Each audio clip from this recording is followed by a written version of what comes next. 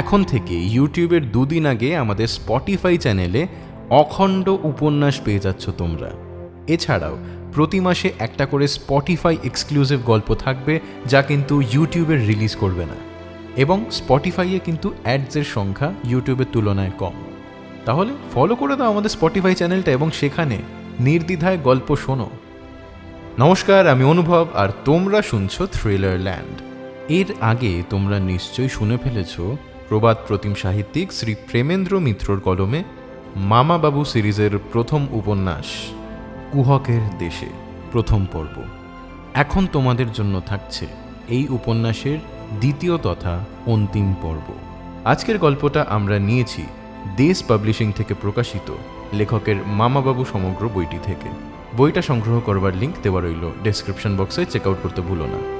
তাহলে চলো আর দেরি না করে শুরু করা যাক আমাদের আজকের উপস্থাপনা শ্রী প্রেমেন্দ্র মিত্রর কলমে মামাবাবুর প্রথম অ্যাডভেঞ্চার কুহকের দেশে দ্বিতীয় তথা অন্তিম পর্ব।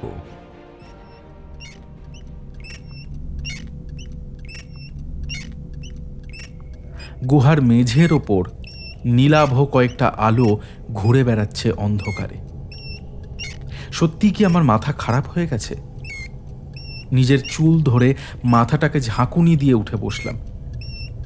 সেই সঙ্গে বিদ্যুৎ গতিতে পাথরের মেঝের সেই সমস্ত আলো গুহাপথের ধারের ছোট একটা ফাটলের ভেতর ঢুকে অদৃশ্য হয়ে গেল। আমি টর্চটা জ্বাললাম। আতঙ্কে গলা শুকিয়ে কাঠ হয়ে গেছে। কোথাও কিচ্ছু নেই। গুড়ালটার মৃতদেহটা শুধু পাথরগুলোর ওপর পড়ে আছে। তাহলে কি সত্যি এদেশের লোকেরা যাকে নাট বলে সেই প্রেত মূর্তি আমি দেখলাম এখন? এই বিপদের মধ্যেও আমার হাসি পেল। ওইসব নাট বা ভূতে আমি বিশ্বাস করি না। না, বিপদ যতই বড় হোক, এরকম কুসংস্কারের দুর্বলতাকে প্রশ্রয় দেওয়া ঠিক হবে না। আমাকে যেমন করে হোক মাথা ঠিক রাখতে হবে। কিন্তু আলোটা তাহলে কিসের? আমি টর্চটা নিভিয়ে আবার রুদ্ধশ্বাসে অপেক্ষা করতে লাগলাম। অনেকক্ষণ কোনো কিছুরই দেখা বা সাড়া শব্দ পাওয়া গেল না। তারপর হঠাৎ গুহাপথের দেওয়ালের কোনো একটা ফোঁকরে সেই আলোগুলো আবার দেখা গেল। একটা দুটো করে অনেকগুলো আলো সেখান থেকে বেরিয়ে এসে গুড়ালটার মৃতদেহের চারপাশেই ঘুরে বেড়াচ্ছে। মনকে শক্ত করার চেষ্টা সত্ত্বেও আমার সমস্ত গা শিউরে উঠল। তৎক্ষণাৎ টর্চের বোতাম টিপে দিলাম। আশ্চর্য! টর্চের আলো পড়তেই আলোর বদলে গোটা কয়েক ধেড়ে ইঁদুর রুদ্ধশ্বাসে দৌড়ে সেই ফোঁকরের মধ্যে ঢুকে পড়ল। ধেড়ে ইঁদুর দেখে বিস্ময় বেড়ে গেল। অন্ধকারে ইঁদুরের গা দিয়ে আলো বেরোয় এই কথা তো কখনো শুনিনি। টর্চটা নিয়ে ইঁদুরদের ফোঁকরটার দিকে এগিয়ে গেলাম। ফোঁকরটা বেশ বড়।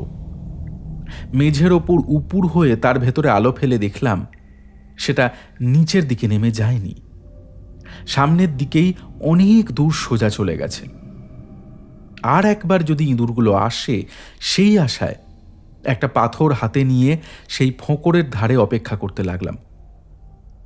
আমার নিজের জীবন্ত কবরের কথাটা এই নতুন রহস্যের মীমাংসা করার উত্তেজনায় তখন আর মনে নেই। আমার উপস্থিতি টের পেয়ে ইঁদুরগুলো কিন্তু এদিকে আসার উৎসাহ আর দেখাচ্ছে না। অনেকক্ষণ অপেক্ষা করে আমি আবার টর্চ জ্বালতে যাচ্ছি, এমন সময় স্পষ্ট মানুষের পায়ের শব্দ শুনে চমকে উঠলাম। এখানে মানুষের পায়ের শব্দ! প্রথমটায় অবাক হলেও আমার বুঝতে দেরি হলো না যে ফোঁকরের ওধারে আরেকটা গুহাপথ আছে। আমি যে সুড়ঙ্গটায় আছি তারই গা ঘেঁষে আছে। মাঝখানে সামান্য খানিকটা পাথরের ব্যবধান। মানুষের পায়ের শব্দ শুনে প্রথমটায় আমি মুক্তি পাবার আশায় তাদের ডাকতে যাচ্ছিলাম, কিন্তু সে আহ্বান আমার মুখ থেকে বের হলো না। মেঝের ওপর উপুর হয়ে বসে ফাঁক ফোঁকর দিয়ে আমি অপর দিকে লক্ষ্য রেখেছিলাম। পায়ের শব্দ সেই ফোঁকরের কাছে আসার সঙ্গে সঙ্গে নীলচে আলোয় সেখানকার অন্ধকার দূর হয়ে গেল। আমি স্তম্ভিত হয়ে দেখলাম অপর দিকের পথ দিয়ে যারা যাচ্ছে তাদের সকলের পা দিয়ে অদ্ভুত একরকম নীলচে আলো বিচ্ছুরিত হচ্ছে। এবার সত্যিই মনে হলো যে আমি আর প্রকৃতিস্থ নেই। ভয়ঙ্কর বিপদে পড়ে আমার মাথা খারাপ হয়ে গেছে। প্রথমে ইঁদুরের গা দিয়ে, পরে মানুষের পা দিয়ে আলো বেরোতে দেখা এ নিশ্চয়ই আমার উন্মত্ত দুঃস্বপ্ন। নিজের অনিচ্ছা সত্ত্বেও ভয়ে আমি অস্ফুট চিৎকার করে উঠলাম এবং এর ফলেই আশ্চর্যভাবে মুক্তির উপায় পেয়ে গেলাম। কাল্পনিক বা বাস্তব প্রাণী যাই হোক, আমার চিৎকারের সঙ্গে সঙ্গেই ওধারে যারা যাচ্ছিল তারা থেমে পড়ল। ফোঁকরের ভেতর দিয়ে আমি দেখতে পাচ্ছিলাম অনেকগুলো খালি লম্বা লম্বা পা। হঠাৎ ফোঁকরের ধারের পাথরে লোহার শাবলের মতো কোনো অস্ত্রের ঘা শুনতে পেলাম। বুঝলাম তারা পাথর সরিয়ে এধারের আওয়াজের কারণ জানার চেষ্টা করছে। তাদের উত্তেজিত কথাবার্তাও আমি শুনতে পাচ্ছিলাম, যদিও তার এক বর্ণও আমার বোঝার ক্ষমতা ছিল না। না, কাল্পনিক প্রাণী এরা নয়। তবে এরা কি? এদের হাতে পড়লে আরো বিপন্ন যে হব না, তারই বা নিশ্চয়তা কি? তাদের অস্ত্রের ঘায়ে ফাটলের ধারের একটা পাথর ক্রমশ আলগা হয়ে আসছিল। সেই পাথরটা সরে গেলে তাদের পক্ষে এগিয়ে আসা আর শক্ত হবে না জেনে আমি কিন্তু আশ্বস্ত হতে পারলাম না। পাথরটা আলগা হয়ে যাওয়ার সঙ্গে সঙ্গে আমার ভয়ও বাড়ছিল। একবার হঠাৎ তাদের শাবলটা পাথর থেকে ফসকে এধারে এসে পড়ল এবং সেই মুহূর্তে কিছু না ভেবেই আমি সবলে সেটাকে চেপে ধরলাম। ওধারে যে শাবল চালাচ্ছিল সে এরকম একটা ব্যাপারের জন্য নিশ্চয়ই প্রস্তুত ছিল না। জোর করে শাবলটা টেনে রাখবার সময়ই সে পায়নি। ওধারে তাদের চেঁচামেচি শুনে বোঝা যাচ্ছিল যে তারা যেমন বিমূঢ় তেমনই উত্তেজিত হয়ে উঠেছে, কিন্তু তাদের কাছে আর কোনো অস্ত্র বোধহয় ছিল না। পাথরের ওপর কোনো ঘা আর শোনা গেল না। এতক্ষণে আমার মনে হলো এই শাবল দিয়েই তো আমি আমার পথ পরিষ্কার করতে পারি। সামনের দিকে পাথরগুলোর ফাটলের ভেতর শাবল চালিয়ে আমি প্রাণপণে এক জায়গায় চাড় দিলাম। শাবল হাতে পড়ায় উৎসাহের সঙ্গে শক্তিও বোধহয় বেড়ে গেছিল। দেখতে দেখতে বেশ বড় একটা পাথর সরে সশব্দে অপর দিকে পড়ে গেল। পথ তাতে একেবারে পরিষ্কার হলো না বটে, কিন্তু আগেকার যে দুর্ভেদ্য দেওয়ালে ফোঁকর হলো তার ভেতর দিয়ে কষ্টে সৃষ্টে আমার মতো চেহারার লোক গলে যেতে পারে। শাবলটা প্রথমে ওধারে ফেলে আমি টর্চটা নিয়ে সেই ফোঁকরের ভেতর দিয়ে কোনো রকমে হাত পা ক্ষতবিক্ষত করে অপর দিকে গিয়ে পৌঁছালাম।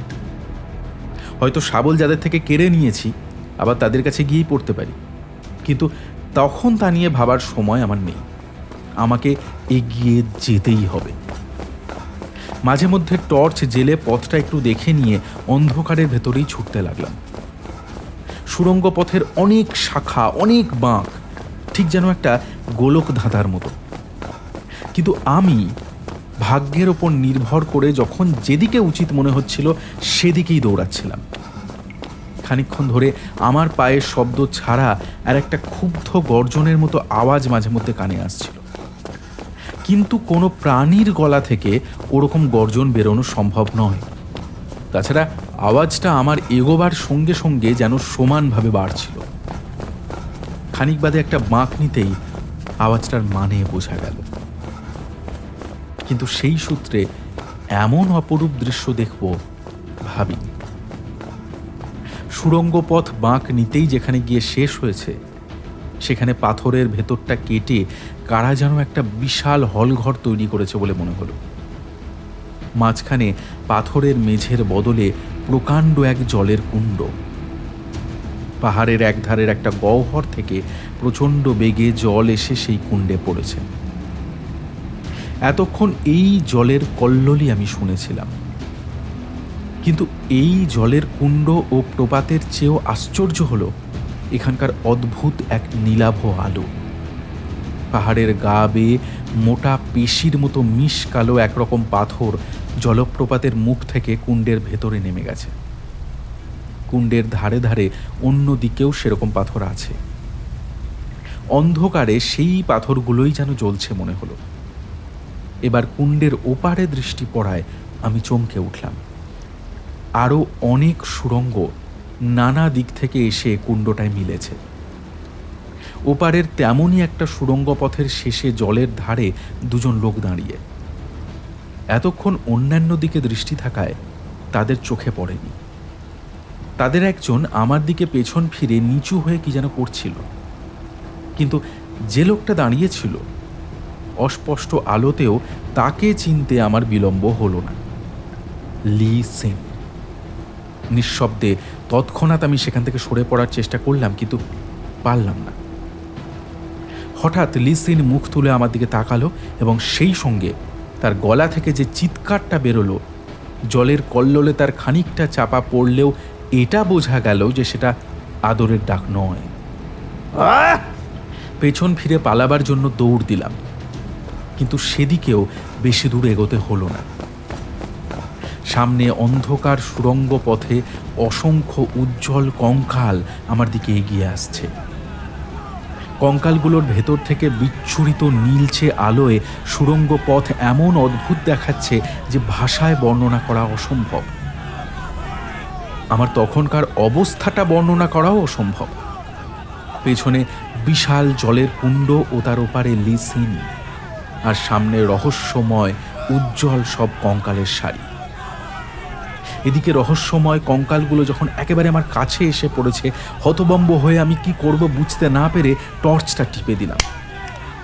মুহূর্তে যেন ভোজবাজিতে সেই উজ্জ্বল কঙ্কালের সারি মিলিয়ে গেল। তার জায়গায় টর্চের আলোয় দেখা গেল গুহাপথে অদ্ভুত এক জাতের অসংখ্য মানুষের সারি। এদেরই দেহের সমস্ত হাড় থেকে অন্ধকারে এমন অদ্ভুত আলো বেরোচ্ছিল। আকারে তারা নিতান্তই ছোট, 4 ফুট কি 4.5 ফুটের বেশি নয়। একলা এরকম গোটা 10 মানুষকে কাবু করেও হয়তো আমি বেরিয়ে যেতে পারতাম, কিন্তু গোটা 10 নয়, অমন 200 লোক গুহাপথে ভিড় করে দাঁড়িয়ে আছে। তারা নিরস্ত্রও নয়, অনেকের হাতেই রয়েছে ছোট ছোট বল্লম ও তীরধনুক। কয়েকজনের হাতে কলসির মতো একরকম মাটির পাত্রও আছে। আমাকে দেখতে পাওয়া মাত্র তারা সকলে মিলে উন্মত্ত চিৎকার করে উঠল। আমার পরিণাম যে এই উন্মত্ত জনতার হাতে পড়লে কি হবে তা তখন বুঝতে আমার বাকি নেই। তবুও মরবার আগে অন্তত কাপুরুষের মতো নিশ্চেষ্ট থাকব না, এই সংকল্প করে আমি প্রস্তুত হয়ে দাঁড়ালাম। আমার গায়ে যে প্রথম আঘাত করবে খালি হাতেই আমি তাকে সাবার করে তবে ছাড়ব। কিন্তু আশ্চর্যের ব্যাপার, আমাকে অস্ত্র দিয়ে আক্রমণ তারা কেউই করল না। চারিদিক থেকে এসে তারা আমাকে ঘিরে দাঁড়ালো, হাতে তাদের উদ্যত বল্লম আর বাগিয়ে ধরা তীর ধনুক। বুঝতে পারলাম আমাকে না মেরে বন্দি করাই তাদের উদ্দেশ্য। সে বন্দিত্ব থেকে মুক্ত হওয়ার চেষ্টা আপাতত নিষ্ফল জেনেই আমি কোনো রকম প্রতিবাদ করলাম না। আমাকে মাঝখানে রেখে এবার তারা সামনের দিকে এগিয়ে চলল। নিজেদের মধ্যে অবদ্ধ ভাষায় উত্তেজিতভাবে কী সব আলোচনা করতে করতে কুণ্ডের সামনে গিয়ে তারা থামল।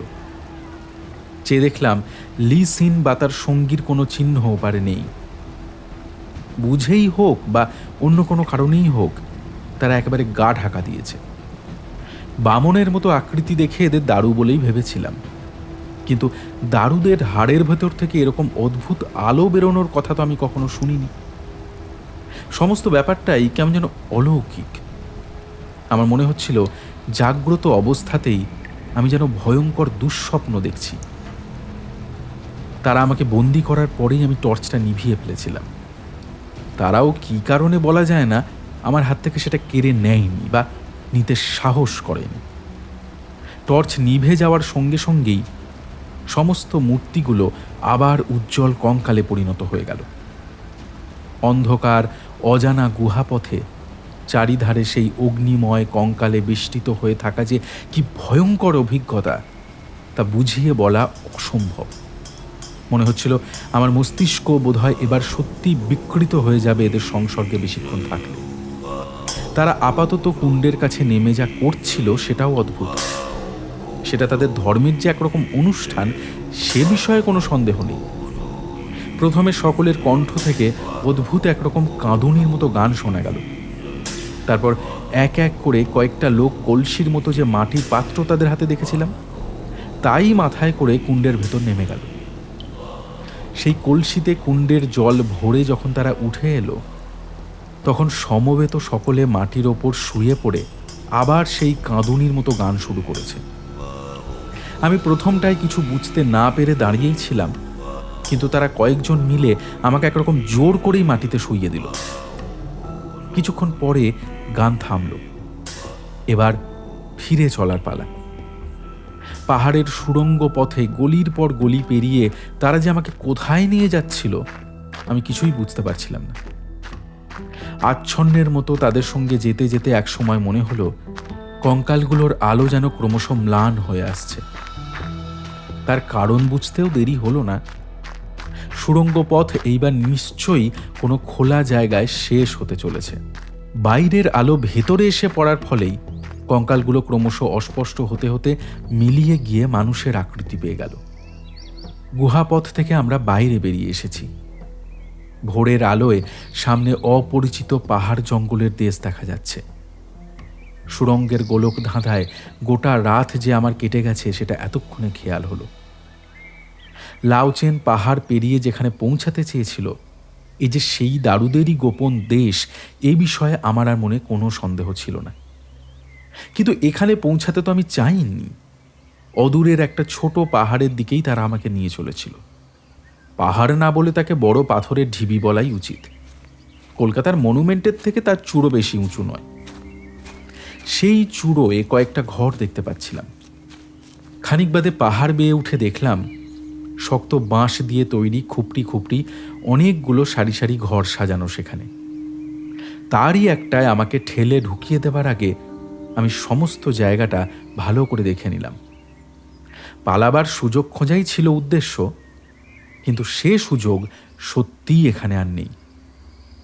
আমরা যেদিক দিয়ে উঠেছিলাম সেদিকটা ঢালু হলেও পেছনের দিকে পাহাড় খাড়াভাবে বহুদূর নেমে গেছে। আমার ঘরটাও একেবারে সেই খাড়াইয়ের কিনারায়। দারুদের পাহারা শুধু সামনের দিকে হলেও পেছন দিক দিয়ে নেমে যাবার কোনো আশাই দেখলাম না। ঘরগুলোর মাথায় পাতার ছাউনি দেওয়া, দেওয়ালগুলো শুধু বাঁশের খুঁটিতে তৈরি। তার ভেতর যথেষ্ট ফাঁক আছে। সেই বাঁশের বেড়ার ভেতর দিয়ে দেখতে পাচ্ছিলাম আমার পাশের ঘরগুলোতেও অনেক লোক পড়ে আছে। তারা দারুদেরই জাতের, কিন্তু অধিকাংশের অবস্থা দেখে মনে হচ্ছিল জীর্ণ শীর্ণ অবস্থায় তারা একেবারে মৃত্যুর দরজার কাছে এসে পৌঁছেছে। উত্থান শক্তি পর্যন্ত তাদের অনেকের নেই। মাটিতে পড়ে তাদের অনেকেই কাতরাচ্ছে, কিন্তু তারা আমার মতো বন্দী বলে মনে হলো না, কারণ দারুরা সসম্ভ্রমে তাদের খুপড়ির সামনে এসে তাদের সাষ্টাঙ্গ প্রণিপাত করে যাচ্ছিল।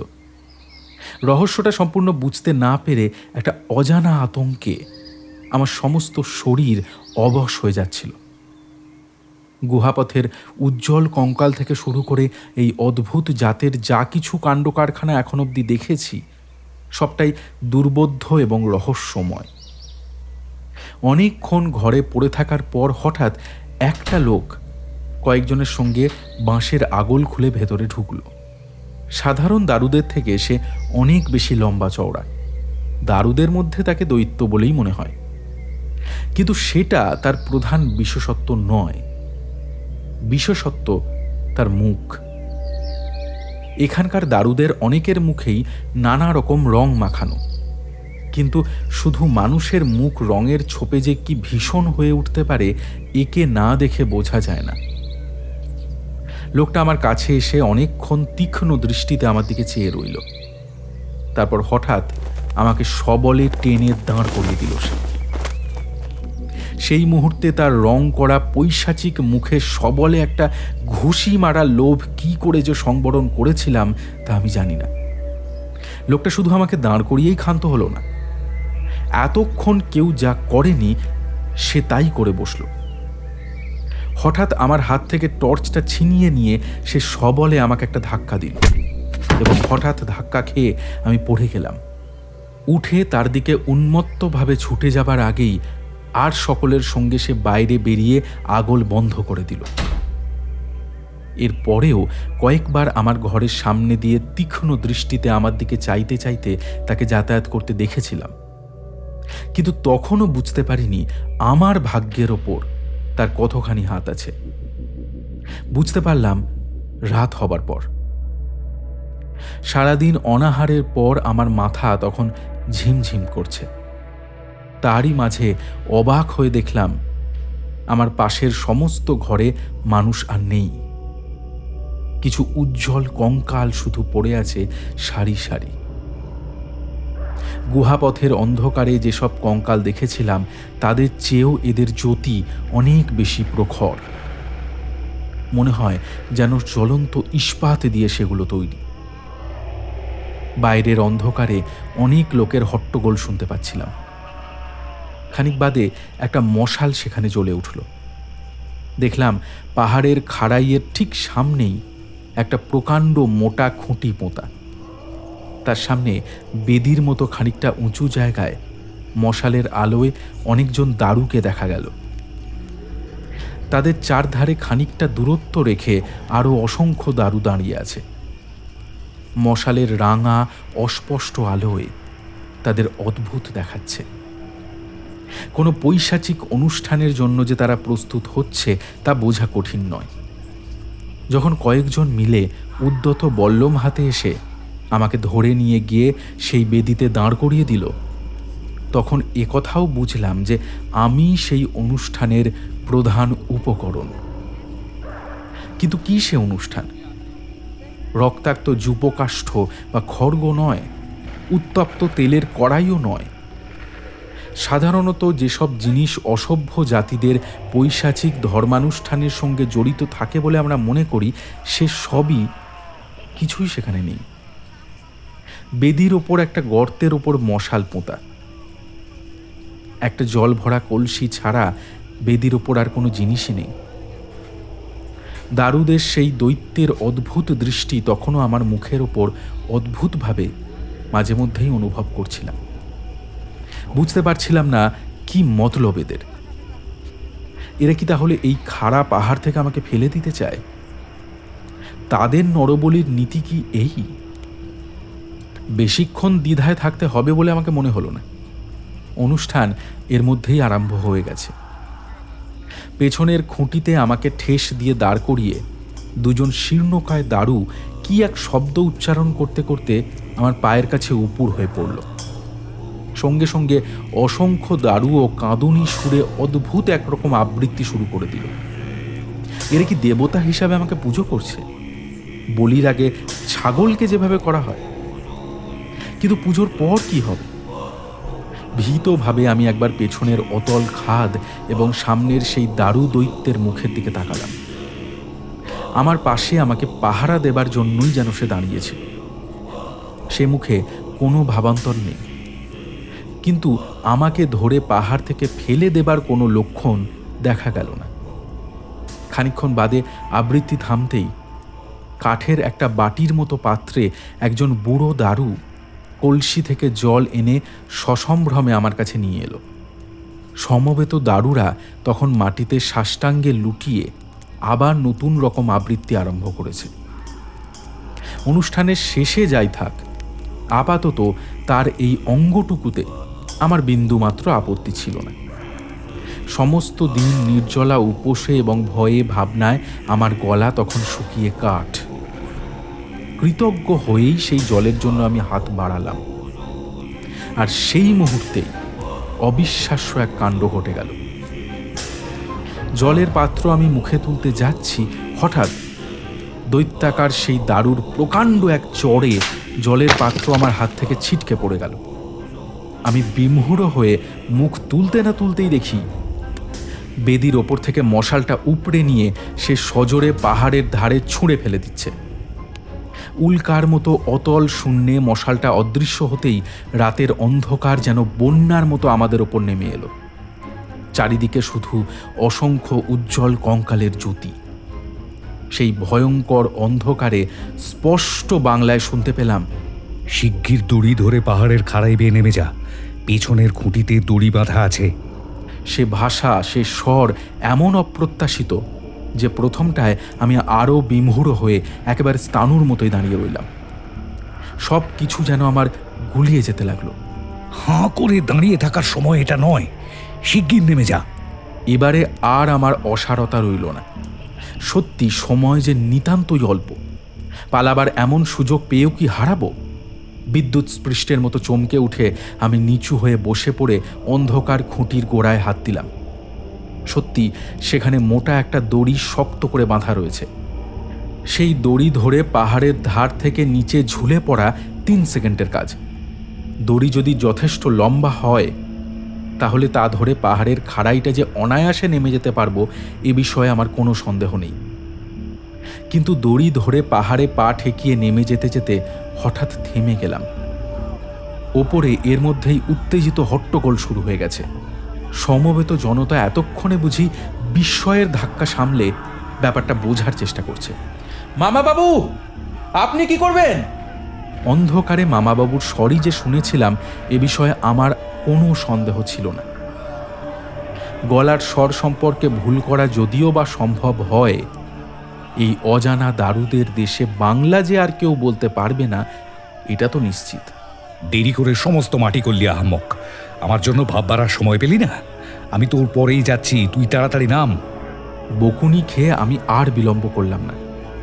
দড়ি ধরে পাহাড়ে পা ঠেকিয়ে যত দূর সম্ভব তাড়াতাড়ি নেমে যেতে লাগলাম।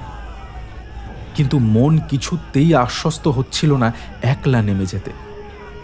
মামাবাবু যে ওই উত্তেজিত দারুদের ভেতর কত বড় বিপদের মধ্যে আছেন তা বোঝা আমার পক্ষে শক্ত নয়। তাদের হাত ছাড়িয়ে তিনি নেমে আসার সুযোগ পাবেন কিনা কে জানে। নিতান্ত অনিচ্ছা সত্ত্বেও নামতে নামতে হঠাৎ ওপরে বন্দুকের শব্দ শুনে আমি একেবারে স্তম্ভিত হয়ে গেলাম। আরেকটু হলেই দড়ি থেকে হাত পিছলে আমি নিচে পড়ে যাচ্ছিলাম। কোনো রকমে সে বিপদ সামলে নেবার পর আমি আর নামতে পারলাম না। গুলি যখন ছুঁড়তে হয়েছে তখন ব্যাপার কত দূর গড়িয়েছে কে জানে। মামাবাবু একা সমস্ত দারুদের বিরুদ্ধে কী বার করতে পারবেন? তারা সবাই তাকে শুধু ঠেলেই এই পাহাড় থেকে নিচে ফেলে দিতে পারে। কথাটা মনে হতেই নিশ্চেষ্ট হয়ে নেমে যাওয়া আমার পক্ষে অসম্ভব হয়ে উঠল। আমি নিজেও নিরস্ত্র। এভাবে একলা মামাবাবুকে কোনো সাহায্য করতে পারবো না এটা জেনেও আমি দড়ি ধরে ওপরে না উঠে পারলাম না। কিন্তু বেশি দূর আমাকে নামতে হলো না। হঠাৎ দড়িতে একটা ঝাঁকুনি অনুভব করলাম এবং তারপরে একটা টর্চের আলো এসে পড়ে আমার চোখ ধাঁধিয়ে দিল। এ কি, এতক্ষণে এইটুকু নেমেছিস? তাড়াতাড়ি নাম, আমি আসছি। টর্চের আলো নিভিয়ে মামাবাবু এইবার নামতে শুরু করলেন। আমার কাছে তিনি নেমে না আসা পর্যন্ত আমি কিন্তু থেমেই রইলাম। মামাবাবু আমার কাছে এসে পৌঁছানোর পর বকুনি দেবার আগেই আমি বললাম, কিছু বলবেন না, আপনাকে বিপদের মধ্যে রেখে একলা নেমে যাওয়া আমার পক্ষে সম্ভব ছিল না। এখন বাঁচলে দুজনেই বাঁচব, আর পাহাড় থেকে যদি পড়ে মরতে হয় তো দুজনে একসঙ্গেই মরব। আচ্ছা আচ্ছা আচ্ছা, খুব বাহাদুরি হয়েছে, এখন তাড়াতাড়ি চল। তারপর অনেকক্ষণ আমাদের আর কোনো কথাবার্তা হলো না। দুজনে পরপর দড়ি ধরে খাড়া পাহাড়ের গায়ে যথাসম্ভব পায়ের ভর দিয়ে নেমে যেতে লাগলাম। কাজটা যে নিতান্ত সোজা নয় তা বলাই বাহুল্য। খাড়া পাহাড় কত দূর পর্যন্ত যে নেমে গেছে কে জানে। পায়ের ভর দেবার সুযোগও আর পাওয়া যাচ্ছিল না। হাতের ওপর অসম্ভব ভার পড়ছিল। মোটা ঘাসের দড়িতে হাতের চামড়া যেন ছিঁড়ে যাচ্ছিল। যত এগিয়ে যাচ্ছিলাম ততই মনে হচ্ছিল শেষ যেন আর নেই। চারিধারে সূচিভেদ্য অন্ধকার। তাতে অবশ্য একটু সুবিধেই হয়েছিল, ওপরের দারুরা আমাদের দেখতে পাচ্ছিল না। কিন্তু পাহাড় থেকে কিরকম অবস্থায় ঝুলছি বুঝতে না পেরে অস্বস্তিও হচ্ছিল মারাত্মক। ওপরে পাহাড়ের ঠিক কিনারে গন্ডগোল ক্রমশ বেড়ে যাচ্ছে বলে শুনতে পাচ্ছিলাম। হঠাৎ আমাদের দড়িটা প্রচণ্ড বেগে নড়ে উঠল। কি হলো? থামিস না, ওরা দড়িটার কথা এইবার জানতে পেরেছে। এই অবস্থাতেও মামাবাবুকে শান্ত থাকতে দেখে আমি সত্যি অবাক হয়ে গেলাম। তাহলে উপায়?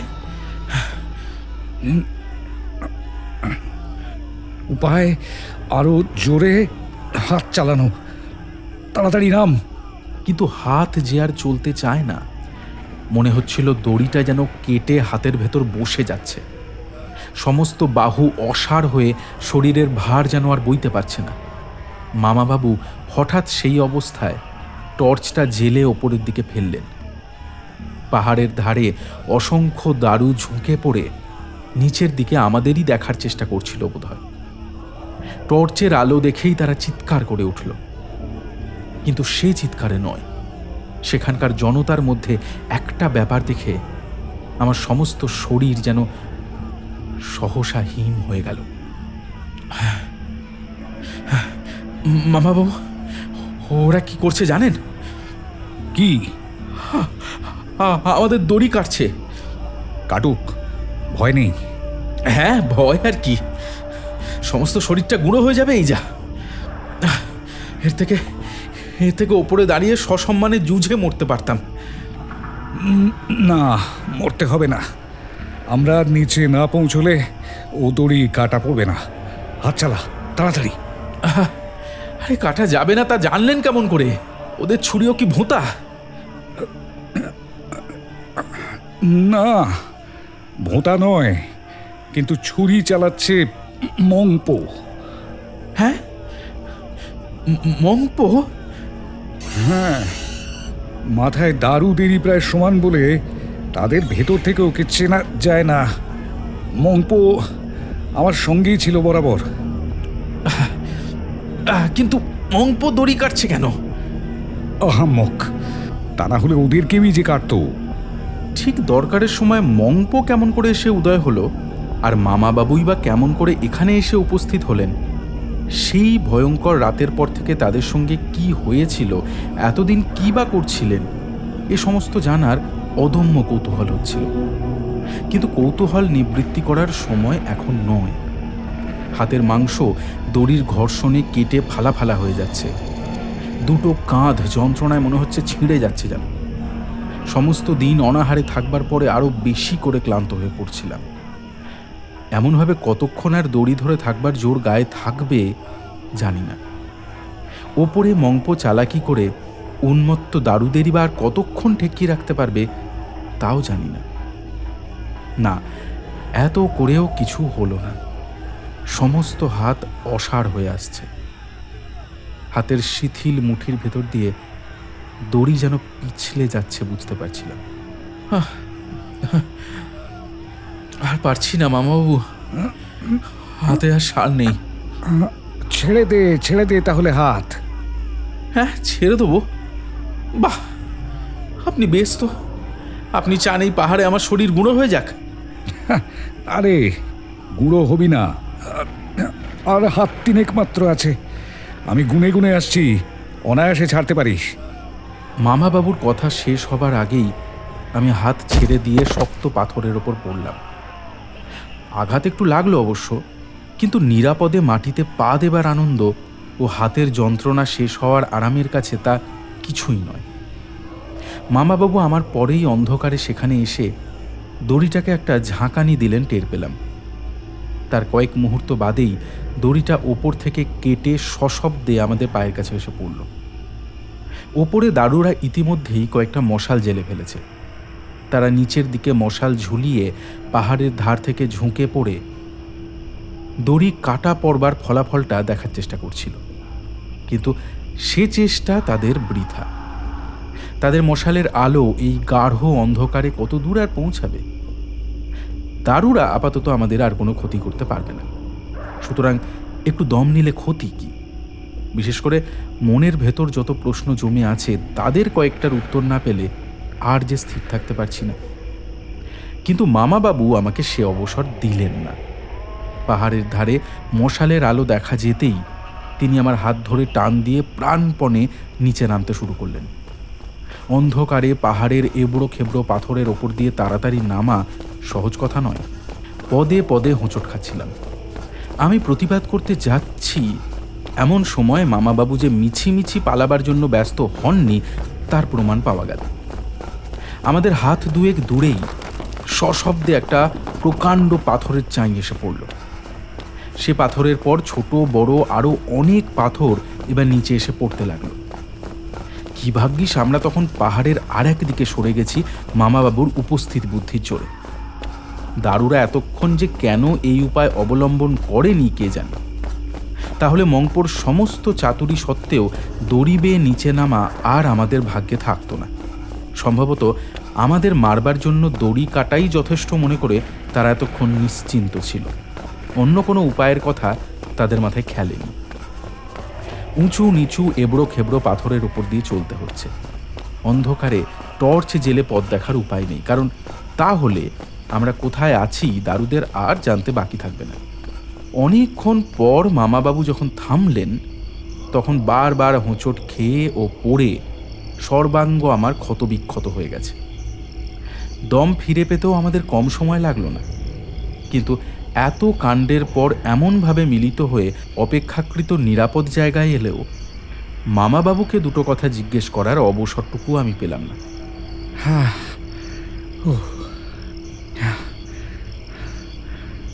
এইবার কিন্তু ছাড়াছাড়ি দরকার। কেন? তর্ক করার সময় এখন নয়। যা বলছি তাই কর। আমাকে মংপোর জন্য অপেক্ষা করতে হবে। আমার ও মংপোর এই অঞ্চল পরিচিত, আমরা আলাদা হলেও দারুদের এড়াতে পারবো, কিন্তু তুই সঙ্গে থাকলে বিপদ বাড়বে। তাই তোকে আগে থাকতে আমি নিরাপদ জায়গায় পাঠাতে চাই। দারুরা এখনো আমাদের সন্ধানের চারধারে ছড়িয়ে পড়তে পারেনি। এই বেলা অন্ধকারে তোর চলে যাওয়ার সুবিধা আছে। তা না হয় বুঝলাম, কিন্তু যাব কি করে?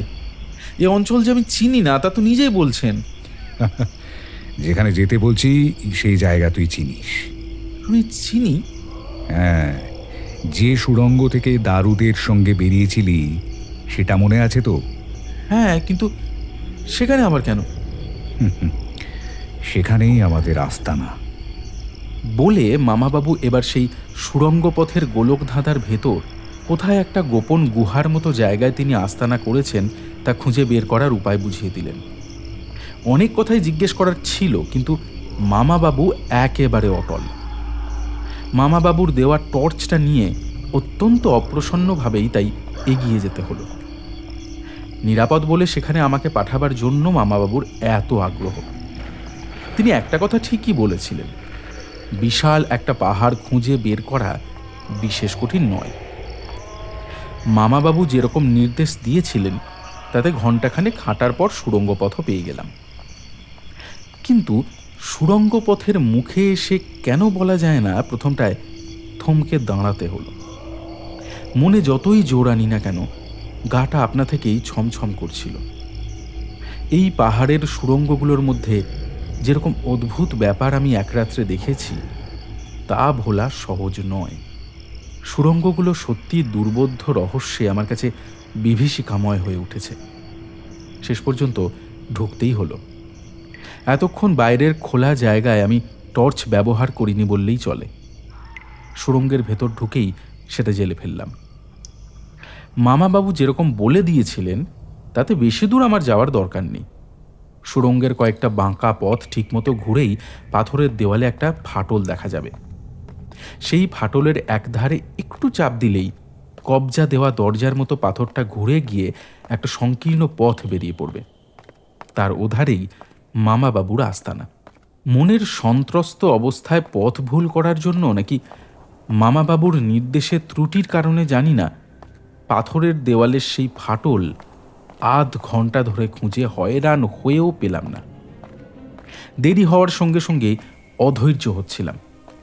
সুড়ঙ্গের গলির পর গলি ঘুরে তখন আমি বেরোবার রাস্তাও গুলিয়ে ফেলেছি।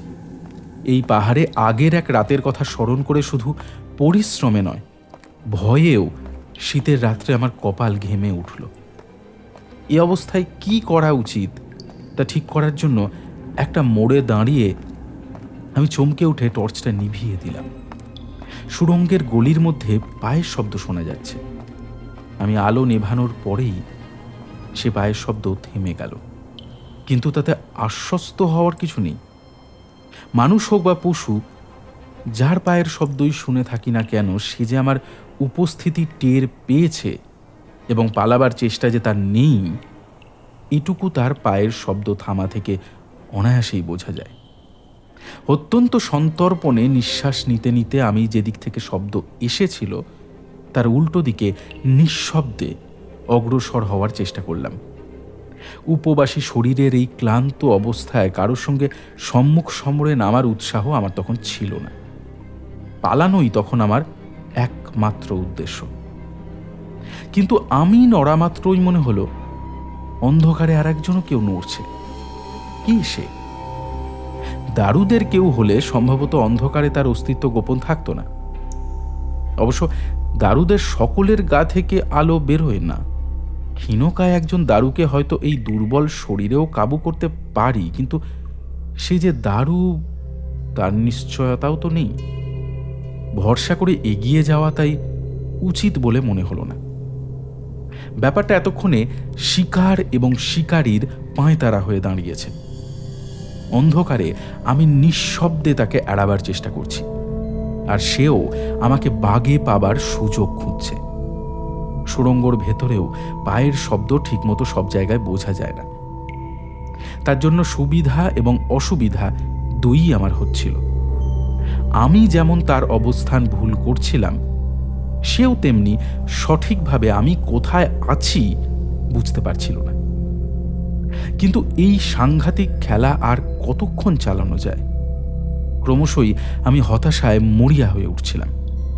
হঠাৎ একবার আলো জেলে পথটা দেখে নিয়ে সোজা দৌড় দেব কিনা ভাবছি, এমন সময় কে যেন আমার গায়ের ওপর সজোরে লাফিয়ে পড়ল। অন্ধকারে তার তাগ অবশ্য ঠিক হয়নি। প্রথমে পড়ে গেলেও বিদ্যুৎ বেগে তাকে ঝাঁকুনি দিয়ে ফেলে টর্চটা জেলে ফেললাম। এখন আর অন্ধকারকে ভয় পাওয়ার কিচ্ছু নেই। কিন্তু এ কি? যে ধারালো বড় ছোড়াটা তখনও পাথরের ওপর পড়ে চকচক করছে, তার কথাও আমি সে মুহূর্তে ভুলে গেলাম। আমার সামনে লাউ চেন হতবম্ব হয়ে দাঁড়িয়ে। কিন্তু সে রাত্রে আমার বিস্ময়কর অভিজ্ঞতা ওখানেই শেষ হবার নয়। এ কি আপনি? আমি যে লিসিন ভেবেছিলাম। লিসিন? লিসিনকে আপনি চেনেন নাকি? হ্যাঁ, তা তো চিনি বই কি। কিন্তু তাকে দেখলেন কোথায়? এই সুড়ঙ্গের ভেতরই আমি খানিক আগে তাকে ধাওয়া করছিলাম। হঠাৎ একটা জায়গায় এসে সে যেন ভোজবাজির মতো অদৃশ্য হয়ে গেল। তারপর খুঁজতে খুঁজতে হঠাৎ এখানে এসে এই আলোর জ্বলা নেভা দেখে আমি তাকে পেয়েছি ভেবে নিঃসন্দেহ হয়েছিলাম।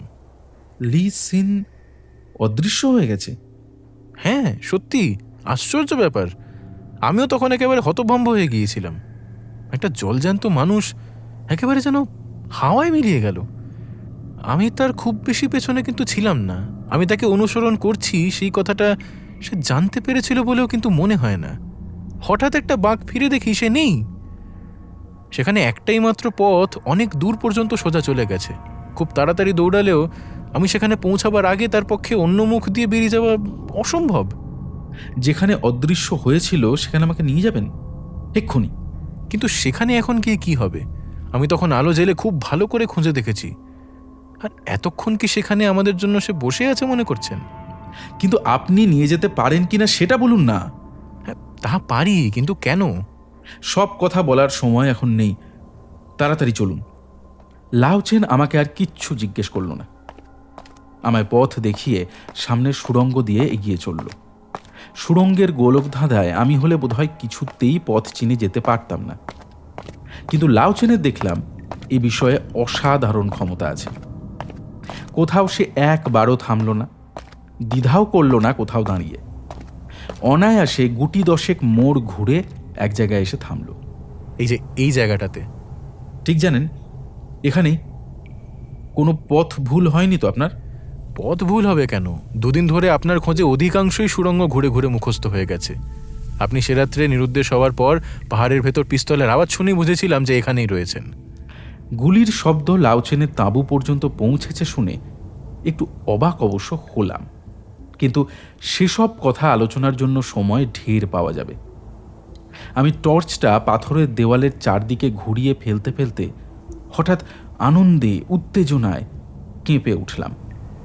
এইবার হয়তো আপনার ছোড়াটা কাজে লাগতে পারে। প্রস্তুত থাকুন। ছোড়া কেন? আমার কাছে পিস্তল আছে তো। কিন্তু পাথরের দেওয়ালে ছুড়ব নাকি? না, পাথরের দেওয়ালে নয়। মামাবাবুর গোপন আস্তানার সন্ধান জেনে যে সর্বনাশ করতে এসছে তাকে পালাতে না দেওয়ার জন্য। মামাবাবুর গোপন আস্তানা? ফাটলের ধারে জোরে চাপ দিতেই দরজার পাথরটা তখন ঘুরে গিয়ে একটা সুড়ঙ্গ পথ বেরিয়ে পড়েছে। টর্চটা তাড়াতাড়ি নিভিয়ে দিলাম। হ্যাঁ, লি সিন কেমন করে সন্ধান পেয়েছে জানি না, কিন্তু এর ভেতরেই যে সে অদৃশ্য হয়েছে সে বিষয়ে কোনো সন্দেহ নেই। এবার তাকে এখানে ধরতেই হবে। সুড়ঙ্গ পথ দিয়ে এবার আগু পিছু হয়ে আমরা দুজন এগিয়ে চললাম। অন্ধকারে কিছুই দেখা যায় না। দুধারে দেওয়ালের গায়ে হাত বুলিয়ে আমি সামনের পথ ঠিক করছি। লাউচেন পেছন থেকে আমার কাঁধ ছুঁয়ে চলেছে। অবশ্য বেশি দূর এভাবে যেতে হলো না। খানিক এগিয়ে সুড়ঙ্গ পথ একটা প্রকাণ্ড গুহার মুখে শেষ হয়েছে। সেখানে পৌঁছেই আমি থমকে দাঁড়িয়ে লাউচেনের হাতে চাপ দিয়ে থামতে ইশারা করলাম। সামনের গুহাটা যেমন লম্বা চওড়া তেমনি উঁচু। সে গুহার একেবারে অপর প্রান্তে মিটমিট করে একটা আলো জ্বলছে। বিশাল গুহার অন্ধকার তাতে দূর হয়নি, কিন্তু সেই আলোই আমাদের পক্ষে যথেষ্ট। গুহার ভেতরে কিছু আসবাবপত্র থাকলেও তা ভালো করে দেখা যাচ্ছিল না। আমাদের দিকে পেছন ফিরে পাথরের মেঝে পাতা ঘাস পাতার একটা বিছানার উপর বসে লি সিন একান্ত মনোযোগ দিয়ে যে কিছু একটা দেখছে সেটা আমরা ভালোই বুঝতে পারলাম। এখানে তার অনুসরণ যে কেউ করতে পারে না এ বিষয়ে সে বোধহয় নিশ্চিত ছিল। সেই জন্যই বোধহয় আমরা সন্তর্পণে তার হাত তিনেক দূরে যাওয়া পর্যন্ত সে কিছুই টের পায়নি। তারপর হঠাৎ আমাদের মৃদু পদশব্দেই বোধহয় চমকে গিয়ে পেছন ফিরে তাকালো সে। সেই মুহূর্তে টর্চটা জেলে ফেললাম তার মুখে। খবরদার নড়বে না, তাহলেই গুলি চালাবো। লি সিনের তখনকার স্তম্ভিত মুখভঙ্গি দেখার মতো। সে আমাকে ও লাউচেনকে একসঙ্গে এভাবে দেখবে নিশ্চয়ই আশা করেনি। স্থানুর মতো কয়েক সেকেন্ড বসে থেকে সে হঠাৎ আমাদের চমকে দিয়ে লাউচেনের ওপর ঝাঁপিয়ে পড়ল। লাউচেন একেবারেই প্রস্তুত ছিল না এই আকস্মিক আক্রমণের জন্য। তার পিস্তলের গুলি ছুটল কিন্তু উল্টো দিকে, এবং লি সিনের ধাক্কায় পড়ে যাবার সঙ্গে সঙ্গে পিস্তলটাও ছিটকে পড়ল মেঝের ওপর। প্রথমটায় এই অপ্রত্যাশিত আক্রমণে আমি হতভম্ব হয়ে গিয়েছিলাম। লাউচেনকে চিৎ করে ফেলে আরেকটু হলেই লি সিন সুড়ঙ্গ দিয়ে সরে পড়ত। লাউচেনকে কাবু করে ফেলে সোজা ছুটে পালালে আমার বোধহয় কিছু করার থাকতো না। কিন্তু সে গুহার ভেতর থেকে একটা নোট বইয়ের মতো খাতা তুলে নিতে গিয়েই নিজের বিপদটা বাঁধালো। আমার বিমূঢ়তা তখন কেটে গেছে। পিস্তলটা যেখানে পড়েছিল সেখান থেকে কুড়িয়ে নিয়ে লি সিন দৌড় দেবার আগেই আমি তার দিকে লক্ষ্য স্থির করে দাঁড়ালাম। বিছানা থেকে বইটা তুলে নিয়ে আর উঠে দাঁড়ানো হলো না লি সিনের। আমার দিকে চেয়ে সে স্থির হয়ে বসে পড়ল। লাউচেন ততক্ষণে সামলে উঠে বসেছে। মুহূর্তের মধ্যে সে পেছন থেকে গিয়ে লি সিনকে জাপটে ধরল। এবারে লি সিনের আর কোনো বেয়ারাপনা করার সাহস ছিল না। কাজটা কিন্তু ভালো করলেন না, আপনাকে এর জন্য পস্তাতে হবে। তার আগে তুমি এখন পস্তাও। লাউচেন, দড়ি দিয়ে বাঁধুন ওকে। না, একে বাঁচিয়ে রেখে কিন্তু কোনো লাভ নেই, আপনি গুলি করুন। লাউচেনের যেরকম জেদ দেখলাম তাতে মনে হলো পিস্তলটা আমার হাতে না থাকলে সে লি সিনের গায়ে গুলি দিয়ে ঝাঁঝরা করতে বিন্দু মাত্র দ্বিধা করত না। কিন্তু যত বড় শত্রুই হোক না কেন এইভাবে জানোয়ারের মতো তাকে গুলি করে মারা আমার পক্ষে অসম্ভব। বিছানার একটা কম্বলকে ছোড়া দিয়ে কেটে দড়ি বানিয়ে লি সিনকে আমরা পিছমোড়া করে বেঁধে গুহার একদিকে শুইয়ে দিলাম। তর্ক বাঁধল তারপর কি করা যায় তাই নিয়ে। গুহার ভেতরটা তন্ন তন্ন করে খুঁজেও আমি ও লাউচেন ওই নোট বই ও সামান্য কয়েকটা রান্নাবান্নার সরঞ্জাম ছাড়া আর কিছুই পেলাম না। নোট বইয়ের ভেতর একটা কাগজে সামান্য কয়েকটা দুর্বোধ্য অঙ্ক ছাড়া আর কিচ্ছু নেই। নোট বইটাতে যাই থাক সেটা অত্যন্ত মূল্যবান লি সিনের কাছে। সেটাই যে চুরি করার সংকল্প ছিল ওর, এতে সন্দেহ নেই। সে চুরি যখন ধরা পড়ে গেছে তখন মামাবাবু আর মংপো ফিরে না আসা পর্যন্ত আমি ওই গুহাতেই অপেক্ষা করতে চাইছিলাম। কিন্তু লাউচেন কিছুতেই রাজি হলো না। আপনাদের গুহায় থাকা মানে অকারণে নিজেদের বিপদকে আমন্ত্রণ করা।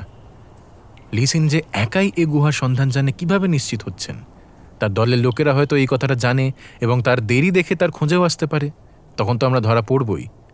আপনার মামাবাবুর এই নোট বইয়ের মূল্য যখন তাদের কাছে এতটাই বেশি, তখন এটা তাদের হাত থেকে রক্ষা করা আমাদের তো কর্তব্য। কিন্তু মামাবাবুরাও তো এলে এদের কবলে পড়তে পারেন। তা পড়বেন না। মামাবাবুর ওপর আপনারা তো অবিশ্বাস কেন?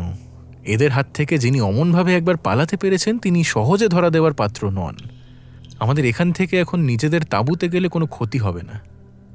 আমার সন্দেহ যদি অমূলক হয়, লিসিনের দলের লোক যদি কেউ নাও আসে, তাহলেও আমি এখানে যে চিঠিটা রেখে যাচ্ছি তা থেকেই কিন্তু মামাবাবু সব কথা জানতে পারবেন। আমাদের ঠিকানাটাও রেখে যাচ্ছি। লাউচেনের কথাতেই শেষ পর্যন্ত রাজি হতে হলো। নোট বইয়ের একটা পাতা ছিঁড়ে তাতে সমস্ত ঘটনা সংক্ষেপে লিখে লাউচেন চর্বির মিটমিটে বাতির কাছে পাথর চাপা দিয়ে সেটা রেখে দিল। কিন্তু তবুও সুড়ঙ্গের গুপ্ত দ্বার ঠেলে বেরিয়ে যাবার সময় মনটা কেমন যেন খুঁত খুঁত করতে লাগলো। লি সিন ধরা পড়ার পর প্রায় আর কোনো কথাই বলেনি। মুখে কাপড় গুঁজে দিয়ে লাউচেন তার সে পথ বন্ধই করে দিয়েছিল। তবুও তার শেষ মুহূর্তের দৃষ্টি ভোলার নয়। তার ভেতর দুর্বোধ্য কিসের যেন ভয়ঙ্কর ইঙ্গিত আছে। মামাবাবুর বুদ্ধিতে আমার যথেষ্ট বিশ্বাস আছে, কিন্তু তিনিও এখানে অসন্দিগ্ধভাবে আসছেন। সতর্ক হওয়ার আগেই যদি আবার তিনি এদের কবলে পড়ে যান। আমাদের এভাবে চলে আসা ঠিক হলো না। কিন্তু মামাবাবু যদি আবার কোনো বিপদে পড়েন। শুনুন মিস্টার সেন, বিপদ যদি আজ কারোর ঘনিয়ে থাকে, সেটা মায়া বাদুরের সর্দারের। মায়া বাদুরের সর্দার? ইয়েস, আর আজ রাতেই তার দেখা পাবেন। আজ রাতেই তার লীলা শেষ। কি বলছেন? এত জানলেনই বা কি করে? একটা অনুরোধ করব মিস্টার সেন, এখন আর দয়া করে প্রশ্ন করবেন না। মায়া বাদুরের এই রহস্যভেদ করবার যদি ইচ্ছা থাকে, তাহলে আমার কথা আজ বিনা প্রতিবাদে আপনাকে শুনতে হবে। বলুন, রাজি আছেন? তখনকার মতো আমি আর কোনো কথাই বললাম না, কিন্তু প্রশ্ন না করার প্রতিজ্ঞা শেষ পর্যন্ত রাখা গেল না। যদিও সে প্রশ্নের বিষয় আলাদা। লাউচেনের সোজা পথ জানা ছিল বলেই পাহাড়ের ভেতরের সুড়ঙ্গগুলো ক্লান্ত অবস্থাতেও এবার তেমন দীর্ঘ মনে হলো না। পাহাড় থেকে বেরিয়ে লাউচেনের তাঁবুর দরজার কাছে পৌঁছে আমাকে কিন্তু একবার থমকে দাঁড়াতেই হলো।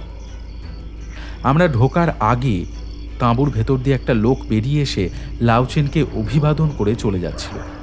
সম্ভবত তাঁবুর পাহারাতেই তাকে রাখা হয়েছিল। তাঁবুর দরজায় কাপড় সরাবার সঙ্গে সঙ্গে ভেতরের আলোয় মাত্র কয়েক সেকেন্ডের জন্য তার মুখ দেখতে পেলেও তাকে চিনতে আমার দেরি হয়নি। আবার দাঁড়ালেন কেন? চলুন ভেতরে। যাচ্ছি, কিন্তু তার আগে একটা কথা আপনাকে জিজ্ঞেস করতে আমি বাধ্য হচ্ছি। আপনাকে নিয়ে সত্যি আর পারা গেল না। বেশ, করুন জিজ্ঞাসা, কিন্তু মায়াবাদুর সম্বন্ধে কিছু জিজ্ঞেস করলে আমি কিন্তু বোবা।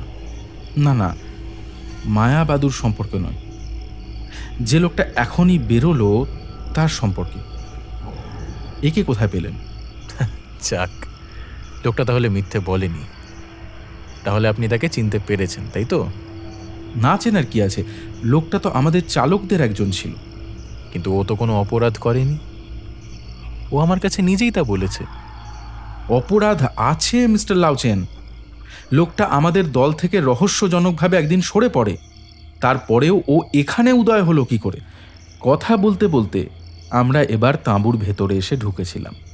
লাউচেন একটা চেয়ারে বসে পড়লেন। সে কি, রোগে পড়ার কারণে আপনারা ওকে কাচিনদের এক গ্রামে রেখে আসেননি?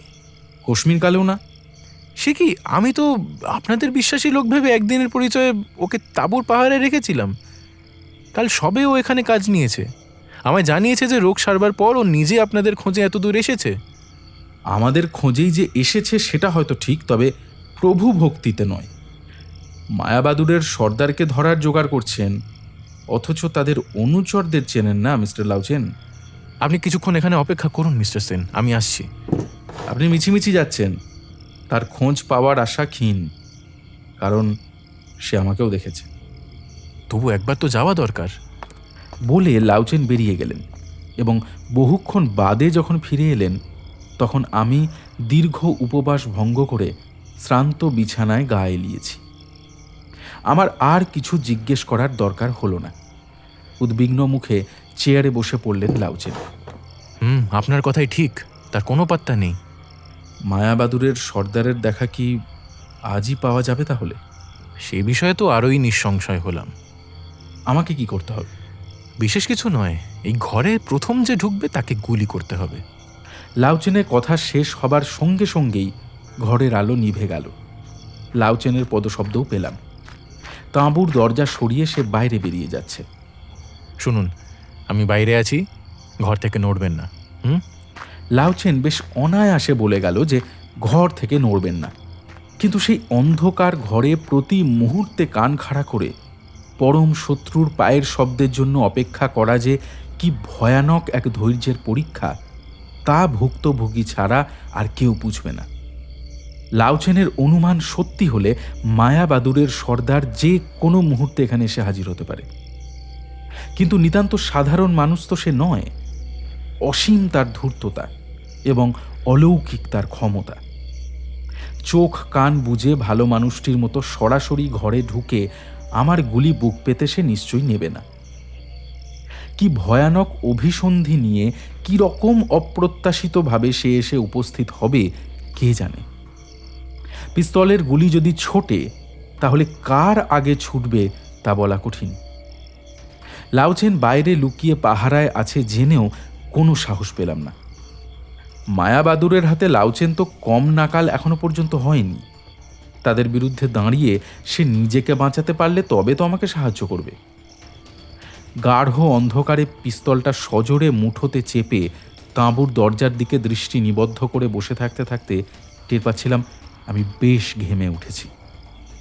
এরকমভাবে ঘরের ভেতর অনিশ্চিত প্রতীক্ষায় থাকার কারণেই বোধহয় অস্বস্তি এবং যন্ত্রণা এত বেশি হচ্ছিল।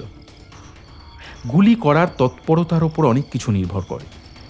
এক মুহূর্ত বিলম্ব হলে বা লক্ষ্য ঠিক না হলে আফসোস করার জন্যও আর বেঁচে থাকতে হবে না। জন্তু জানোয়ার ছাড়া মানুষের ওপর কখনো পিস্তল ব্যবহার এর আগে করিনি, কিন্তু এখন সে বিষয়ে উচিত অনুচিতের কথা ভাবছিলাম না। শুধু ভয় হচ্ছিল ঠিক সময়ে হাত এবং মনের জোর থাকবে কিনা। যেরকম উত্তেজনার মধ্যে প্রত্যেকটা মুহূর্ত কাটছিল, তাতে খানিকক্ষণ বাদে মনের অবসাদ আসা খুবই স্বাভাবিক। সামান্য একটু শব্দতেই থেকে থেকে চমকে উঠছিলাম।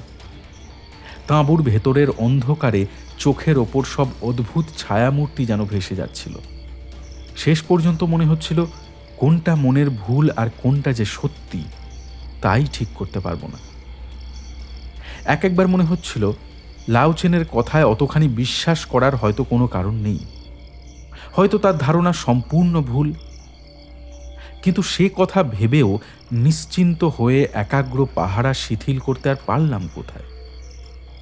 একবার মনে হলো লাউচেনের কথা অমান্য করে তাঁবু থেকে বাইরে বেরিয়ে পড়লে কেমন হয়। বিছানা থেকে উঠে পর্দার দরজার কাছে গিয়ে দাঁড়ালাম।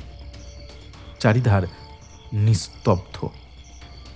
বাইরের শীতের যে কনকনে হাওয়া এখানে রোজ রাত্রে সজোরে বয়, আজ তাও শান্ত হয়ে এসেছে। পর্দা ঈষৎ ফাঁক করে বাইরে তাকালাম, কিন্তু সেই সূচিভেদ্য অন্ধকারে আর কি বা দেখতে পাব। বাইরে কান পেতে কোনো শব্দ শোনা যায় কিনা সেটা বোঝার বৃথাই একটা চেষ্টা করলাম। সমস্ত পাহাড় অরণ্যও যেন নিঃশ্বাস রোধ করে কি এক ভয়ঙ্কর ঘটনার প্রতীক্ষা করছে। লাউচেনের কথা ঠেলে তাঁবু থেকে শেষ পর্যন্ত বেরোতে পারলাম না। যাই ঘটুক না কেন, আজ আমায় এ তাঁবুর ভেতরে থেকে পাহারা দিতে হবে। মনকে সেই জন্যই প্রস্তুত করা দরকার। যা হওয়ার তা যেন তাড়াতাড়ি হয়ে গেলেই ভালো হয়। অধীরভাবে এই অপেক্ষা করে থাকার উদ্বেগ ও উত্তেজনা আর সহ্য করা যাচ্ছে না। আমার মনের অভিলাষ পূর্ণ করার জন্যই যেন ঠিক সেই মুহূর্তে তাঁবুর পেছন থেকে অকস্মাৎ অদ্ভুত একটা শব্দ শোনা গেল। ধারালো ছোড়াতে তাঁবুর অনেকটা কাপড় এক টানে কে যেন কেটে ফেলেছে।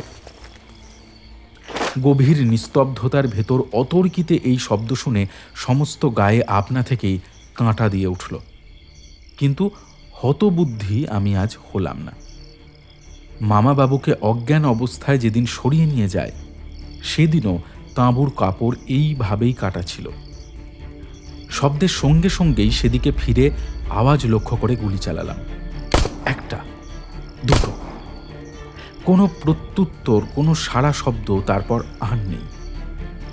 টর্চটা বিছানার ওপরেই ছিল, সেটা খুঁজে নিয়ে জ্বালাতে যাচ্ছি, হঠাৎ পিঠের ওপর একটা শক্ত জিনিস অনুভব করলাম।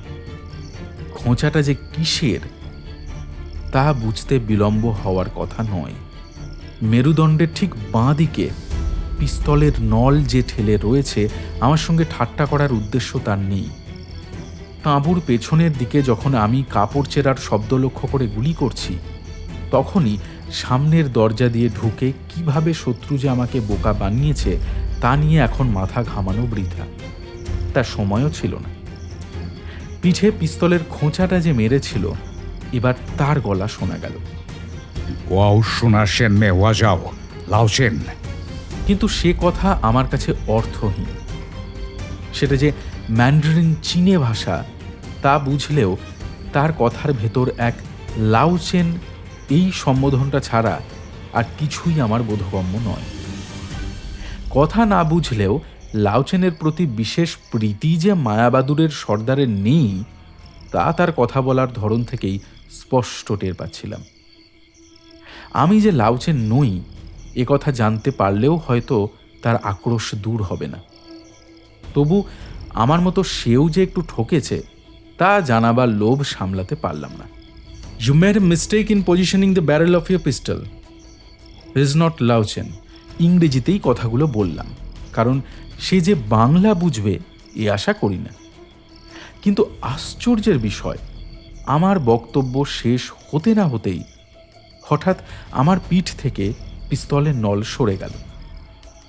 সেই মুহূর্তে রহস্যময় মায়াবাদুরের সর্দারের মুখ থেকে অতর্কিতে যে বিস্ময়ের ধ্বনি বেরিয়ে পড়ল, তাতেই চমকে উঠে পেছন ফিরে টর্চটা জ্বালালাম। তুই এখানে? এ কি মামা বাবু? এরকমটা আশা করিনি। লাউচেন কোথায়?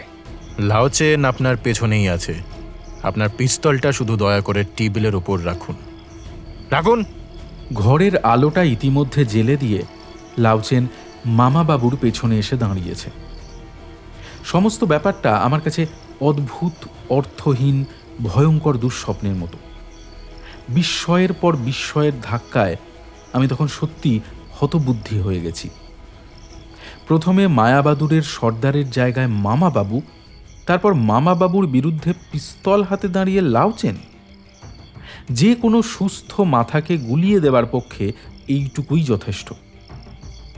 মামাবাবু আমারই মতো এই পরিণতির জন্য বোধহয় প্রস্তুত ছিলেন না, কিন্তু তাঁর মুখে কোনো রকম ভাবান্তর দেখা গেল না। পিস্তলটা লাউচেনের কথা মতো তিনি টেবিলের ওপর রাখলেন। তুমি আজ তাহলে জিতেছ মনে হচ্ছে লাউচেন। লাউচেন এগিয়ে এসে আমার শিথিল হাত থেকে পিস্তলটা ছিনিয়ে নিয়ে টেবিলের ওপর রাখল। তারপর চেয়ারে এসে বসে পড়ল। আপনাকে অনেক ধন্যবাদ মিস্টার রায়। আপনি যে কাজ অনেক সহজ করে দিয়েছেন তার জন্য আপনাকে কৃতজ্ঞতা জানানো উচিত। আপনার নোটবুকটা পেয়ে আমার অনেক হাঙ্গামা মিটেছে জানেন তো। হ্যাঁ, নোটবুকটা খুব দামি আমার কাছে। আর দামি বলেই তো আপনাকে এর জন্য ফাঁদে ফেলতে পারবো আমি জানতাম। আসল রহস্য না বুঝলেও লাউচেনের স্বরূপ এতক্ষণে আমার কাছে স্পষ্ট হয়ে উঠেছে। ইচ্ছে হচ্ছিল টুঁটি চিপে তার ওই কুৎসিত হাসি বন্ধ করে দিই, কিন্তু আমরা নিরুপায়। লাউচেনের পিস্তল আমাদের দিকে হিংস্রভাবে মুখ উঁচিয়ে আছে। এখন তাহলে তুমি কি করতে চাও? বিশেষ কিছু না, নিতান্ত দুঃখের সঙ্গে আপনাদের কাছ থেকে এবার বিদায় নিতে হবে। যে ইউনানে আমার জন্য সত্যি অনেকই অপেক্ষা করে আছে জানেন তো। তারা বৃথায় অপেক্ষা করে আছে লাউচেন। নোটবুক নিয়ে সেখানে তুমি পৌঁছতে পারবে না। এখনো রসিকতা করার মতো মনের অবস্থা আপনার আছে দেখে খুশি হচ্ছি জানেন তো মিস্টার রায়। মাথার কাছে পিস্তলের নল রাখাকে আমি রসিকতা বলে মনে করি না লাউচেন। লেসেন, নলটা ওর মাথাতেই ঠেকিয়ে দাও তো। আমাকে বিস্মিত করে লি সিন তাঁবুর কাটা পর্দা দিয়ে নিঃশব্দে ভেতরে এগিয়ে এলো। লাউচেনের মুখ তখন অন্ধকার হয়ে এসেছে। তুমি গুলি করে বড় জোর একজনকে জখম করতে পারবে, কিন্তু তাহলেও এ নোটবুক ইউনানে পৌঁছবে লাউচেন।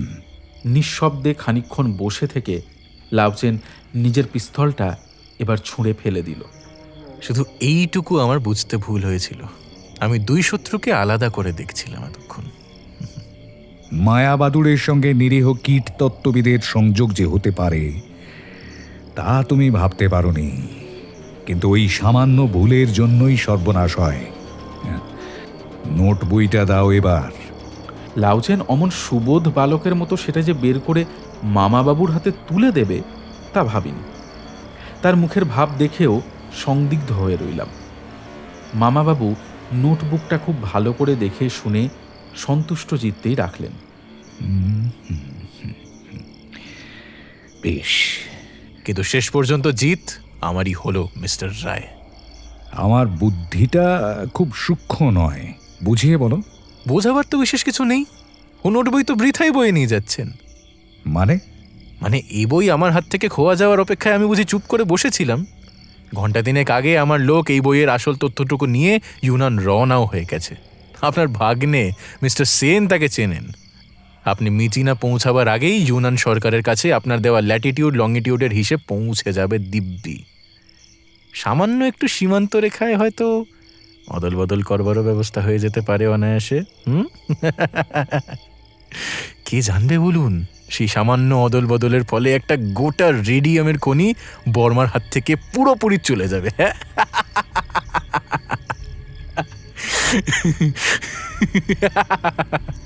লাউচেনের কুৎসিত হাসি থেমে যাবার পর সমস্ত তাঁবু খানিকক্ষণের জন্য একেবারে নিস্তব্ধ হয়ে গেল।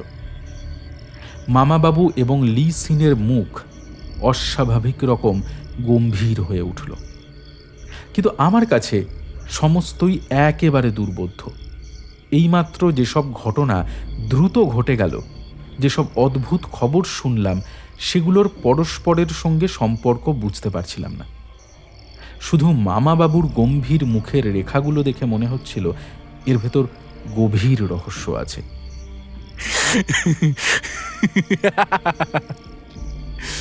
এখন মনে হচ্ছে না সত্যি সত্যি কীটতত্ত্বের সন্ধানে বেরোলেই ভালো করতেন? তবু কাজ তো কিছু হতো বলুন। তুমি ভুল করছো লাউচেন। আমরা সত্যি পোকার সন্ধানে বেরিয়েছিলাম। সেই সন্ধান অন্য পথে গেছে শুধু তোমারই জন্য। আমার জন্য? আমাদের কম্পাস, জরিপের যন্ত্রপাতি সব এমন অদ্ভুতভাবে চুরি না গেলে আমার চোখ খুলে যেত না। তুমি নির্বিঘ্নে তোমার কার্যসিদ্ধি করতে পারতে। আমরা কোনো কিছু না জেনে পোকামাকড় নিয়েই ব্যস্ত থাকতাম। তাই নাকি? হ্যাঁ, আলেয়া দারুদের দেশে যাওয়ার কোনো উদ্দেশ্যই ছিল না আপনার তাহলে? বিশ্বাস তুমি নাই করতে পারো, কিন্তু কম্পাস প্রভৃতি চুরি যাওয়ার পরও আমি আলেয়া দারুদের কথা জানতাম না। যাক, শেষ পর্যন্ত জেনে আমাদের উপকারই করেছেন। কিন্তু আপনার যন্ত্রপাতি চুরি যেই করুক, এখন মনে হচ্ছে বুদ্ধিমানের কাজ করেনি। ভাগ্যিস আপনার কাছে বাড়তি সরঞ্জাম ছিল, নইলে তো ল্যাটিটিউড লংগিটিউডের হিসেবটা এত সহজে পাওয়াই যেত না। আবার একটু ভুল করলে লাউচেন। বাড়তি যন্ত্রপাতি আমার ছিল না। তার মানে? না, তোমার সেই সন্দেহের কারণ নেই। তোমায় মিথ্যে ধোঁকা দেওয়ার চেষ্টা করছি না। বাড়তি যন্ত্রপাতি আমার দরকারই হয়নি। আমার যন্ত্র সূর্য, তারা আর এটা। মামাবাবু পকেট থেকে ক্রোনোমিটার ঘড়িটা বের করে টেবিলের ওপর রাখলেন। ক্ষমতা আর বুদ্ধি থাকলে এই দিয়েই কাজ চলে। অবশ্য অত জানলে এত হাঙ্গামা তুমি করতেও না। তাই তো দেখছি। যাই হোক, হাঙ্গামা যে শেষ পর্যন্ত সার্থক হয়েছে, আপনার বুদ্ধিকে তার জন্য সাধুবাদ। ধন্যবাদটা আর একটু পরেই দিও লাউচেন। এখনো কিছুই বলা যায় না। মিচিনা দূর হতে পারে, কিন্তু হার্ড স্কেল্লা ততটা বোধহয় নয়। সেখানে সম্প্রতি একটা সামরিক বেতার ঘাঁটিও তৈরি হয়েছে বলে শুনেছি। আমরা আজই রওনা হচ্ছি, এই মুহূর্তে। এই মুহূর্তে রওনা হয়ে দিনরাত সমানে পা চালিয়েও 7 দিনের আগে হার্টস্কেল্লাতে পৌঁছাতে পারবেন না।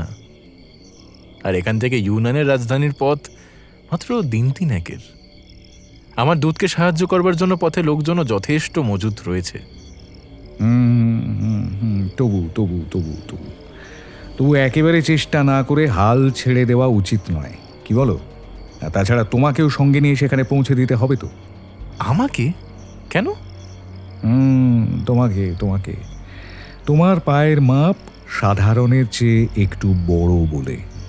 আমি বিমূঢ়ভাবে মামাবাবুর দিকে তাকালাম। আবার কেমন রসিকতা! লাউচেনের পা যে একটু বড় মাপের তা আগেই লক্ষ্য করেছি, কিন্তু তার এখানে কিসের সম্পর্ক? এবার আপনার কথাটাই আমাকে রিপিট করতে হচ্ছে। আমার বুদ্ধিটা না অতটা সূক্ষ্ম নয়, কাইন্ডলি যদি একটু বুঝিয়ে বলেন। বলার দরকার নেই, চাক্ষুষই দেখাচ্ছি। বলে মামাবাবু হঠাৎ দাঁড়িয়ে উঠে যে ধারে লাউচেনের বিছানা ছিল সেদিকে এগিয়ে গেলেন। লাউচেনের বড় চামড়ার ব্যাগটা খুলে ফেললেন। ব্যাগে হাত দেবেন না mister Roy. Sorry, very sorry. আমার অনধিকার চর্চা মার্জনা করো। তোমার সাজ সরঞ্জাম সম্বন্ধে আমার অনেক দিনের কৌতূহল আজ একটু মেটাবো। হ্যাঁ হ্যাঁ হ্যাঁ হ্যাঁ হ্যাঁ হ্যাঁ, এই যে পেয়েছি, বোধ হয় পেয়েছি। মামাবাবুর কথা শেষ হতে না হতেই তাঁবুর মধ্যে অপ্রত্যাশিত এক কাণ্ড ঘটে গেল। মামাবাবু কি করছেন জানার আগ্রহে আমি ও লি সিন একটু অসাবধান হয়ে পড়েছিলাম। সেই সুযোগেই হঠাৎ এক লাফ দিয়ে টেবিলের ওপরের বাতিটা হাত দিয়ে উল্টে লাউচেন ঝড়ের মতো ঘর থেকে বেরিয়ে গেল। আমি হতবুদ্ধি হয়ে দাঁড়িয়ে থাকলেও লি সিন 2-3 সেকেন্ডের মধ্যেই নিজেকে সামলে নিয়ে তার পিছু নিয়েছিল। আমরা টেবিলের তলা থেকে বাতিটা জ্বালবার আগেই বাইরে দুবার পিস্তলের আওয়াজ শুনে চমকে উঠলাম। বাতি জ্বালাবার পর আমিও বাইরে বেরোতে যাচ্ছিলাম, কিন্তু মামাবাবু বাধা দিলেন। দরকার নেই, লি সিন একাই যথেষ্ট।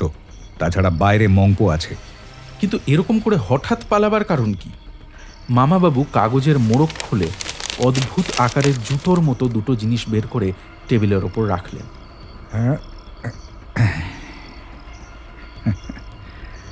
হঠাৎ মোটেই নয়, পালাবার যথেষ্ট কারণ আছে। তার মধ্যে একটা এই।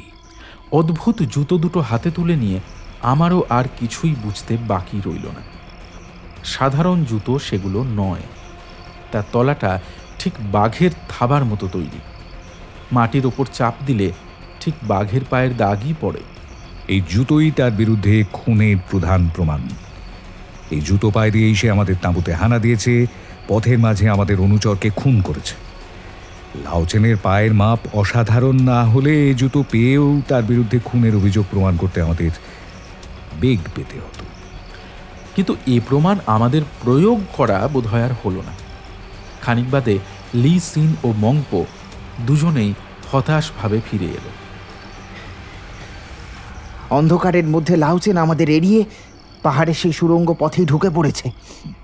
সেখানের গোলক ধাঁধায় তার সন্ধান আর পেলাম না আমরা। গুলি ছুঁড়েছি, কিন্তু লাউচেন তাতে আহত হয়েছে বলে মনে হয় না। তাঁবুর সমস্ত লোকজন নিয়ে সুড়ঙ্গ পথে আরেকবার সন্ধান হয়তো করা যেত, কিন্তু তাতেও ফল পাওয়া যেত কিনা সন্দেহ আছে।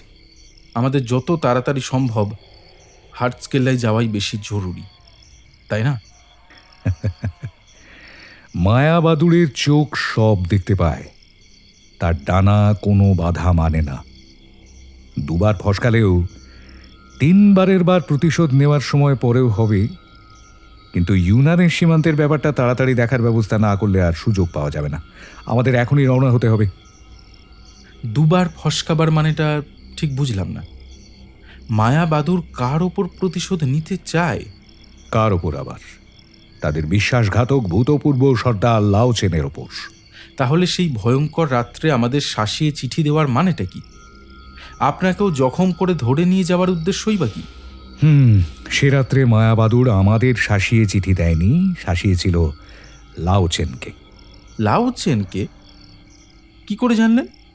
মামাবাবুর চোখে কৌতুকের দৃষ্টি দেখে আমার মনে পড়ে গেল খানিক আগে তাঁর মুখে বিশুদ্ধ ম্যান্ডারিন ভাষা শুনেছি। ম্যান্ডারিন ভাষা যে আমি জানি তা তখন ইচ্ছে করেই প্রকাশ করিনি, লাওচেন কি বলে দেখার জন্য। সেই নিজের সুবিধা মতো সেই চিঠির ভুল ব্যাখ্যা আমাদের শুনিয়েছিল। নিজের প্রাণ বাঁচাবার জন্য সে সেদিন আমাদের তাঁবুতে রাত কাটিয়েছে, আমাদের পাহারা দেওয়ার জন্য নয়। কিন্তু আপনাকে জখম করে নিয়ে পালিয়ে যাওয়াটা? আমায় জখম লাওচেনই করে তার পিস্তলের বাঁট মাথায় মেরে। যে গুলির শব্দ তুই শুনেছিলি সেটাও লাওচেনের পিস্তলের। আমি সাবধান হওয়ার আগে আমার পেছনে আত্মরক্ষা করে সে প্রথমে লি সিনকে গুলি করে। লাওচেনের তাঁবুতে আগুন ধরার পরও তাকে বেরোতে না দেখে লি সিন সন্দিগ্ধ হয়ে আমাদের তাঁবুর দিকে আসছিল। তো লাওচেনের হঠাৎ আক্রমণে সে প্রস্তুত ছিল না। আমি সামনে পড়াতেই লি সিন আর কিচ্ছু করতে পারেনি। নিজে সাংঘাতিক আহত হয়ে সে ফিরে যায়। আমি কিছু করার আগেই লাওচেন আমাকেও আঘাত করে। কিন্তু লি সিনের রক্তের দাগ খানিক দূর গিয়েই ওরকম আশ্চর্যভাবে মিলিয়ে গেল কি করে? আপনাকেও মংপোকেই বা অমন উধাও করে নিয়ে গেল কে? ব্যস্ত হোস না, এক এক করে বলছি। লিসিনের রক্তের দাগ মাঝ রাস্তায় মিলিয়ে যাওয়ার রহস্য জলের মতো সোজা। সেটা বুঝলে আমার অন্তর্ধানও অনায়াসে বুঝতে পারতিস। লিসিন খানিক দূর গিয়ে আবার তাঁবুর দিকে নিজের পথে ফিরে আসে বলেই তার রক্তের দাগ আর দেখতে পাসনি। তোরা যখন রক্তের দাগের সন্ধানে বাইরে বেরিয়েছিলি তখন সে তাঁবুর পেছনে এসে দাঁড়িয়ে তাঁবুর পর্দা চিরে ফেলেছে।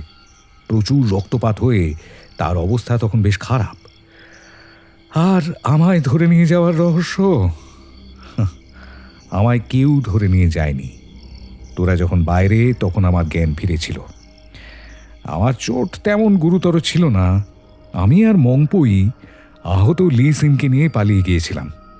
শুধু লি সিনকে বাঁচানোর জন্য নয়, বাইরে থেকে নিজেদের উদ্দেশ্য সিদ্ধির সুবিধা হবে বলে। তোকে একটু বিপদের মধ্যে ফেলে গেছিলাম বটে, কিন্তু আমি জানতাম লাওচেন তোকে সন্দেহ করে না।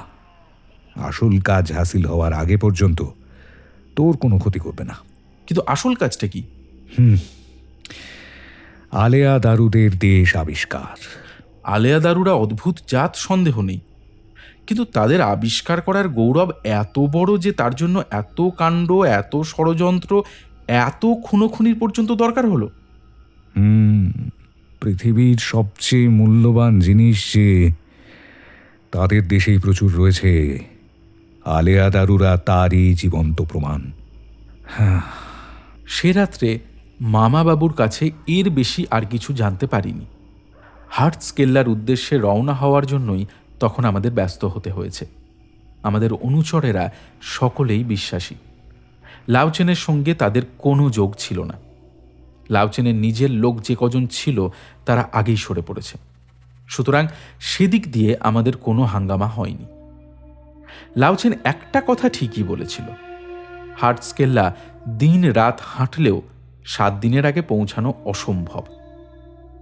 জঙ্গলের পাহাড়ের পথে দিন রাত হাঁটা সম্ভব নয়।